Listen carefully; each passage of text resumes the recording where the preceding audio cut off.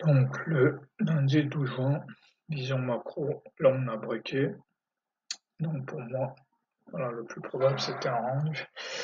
Là on a quand même un truc important, c'est qu'on est la veille d'un CPI. Donc ça va avoir un impact sur ce qui va se passer dans la journée. Donc ici, voilà mes scénarios, c'était plutôt une hausse, un range, hausse-baisse, donc un range ou alors une baisse. Donc ici, pas de signal, pas de signal, pas de signal, toujours pas de signal pour moi, pas de signal pour moi. Donc, ce qui est difficile dans ce genre de journée, c'est de ne pas essayer de participer alors qu'il se passe rien en fait. Donc là, restez patient. Là, je commence à avoir quelque chose. Là, maintenant, j'ai un signal d'achat. Là, j'ai un cop. Parce que ici, j'ai le DXY qui s'inverse.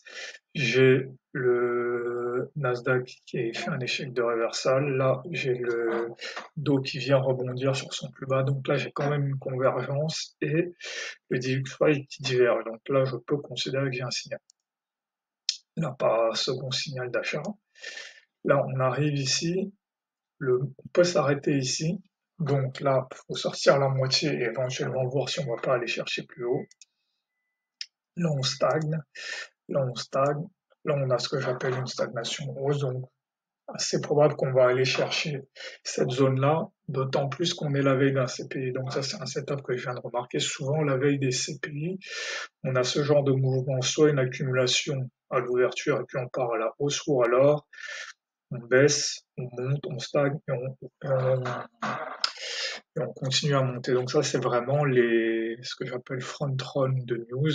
Donc en fait, avant une news, on va avoir une espèce de deep buy et puis on va partir à la hausse. Mais j'avais pas ça en tête à ce moment-là. Donc ici, je me suis arrêté parce que je comprenais pas en fait pourquoi les DXY montaient et les indices montaient en même temps. En fait, je trouvais ça bizarre, mais c'est un truc qui se passe spécifiquement avant les news. Mais sinon, si j'avais compris, ici, ici j'avais un signal. Ici aussi, quand même, j'aurais pu considérer ce signal parce qu'une fois qu'on a breaké ici, c'est assez probable qu'on va au moins venir chercher cette zone-là, voire celle-là. Et là, on a un SL de 6.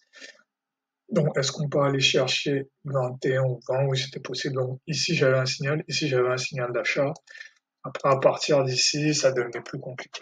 Mais si j'avais eu en tête le front run, surtout que voilà, là, ici, à ce moment-ci, j'aurais vu que le dos était en train de baisser.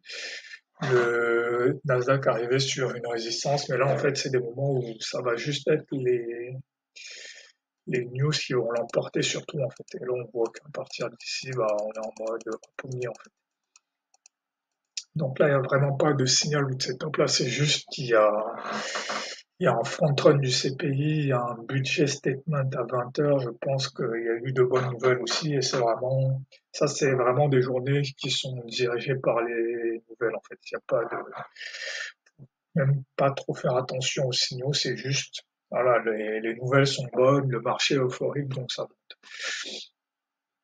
Donc voilà, cette partie-là ici est simple à traiter. Voilà, ici c'est simple parce que j'ai un COP et puis j'ai une hausse. Ici, cette partie-là est simple aussi parce que c'est une stagnation hausse à marocaze, donc on peut venir chercher là. Après cette partie est un peu plus technique. Il aurait fallu que j'ai en tête le fait qu'on est en train de front run et qu'il y a potentiellement une bonne news.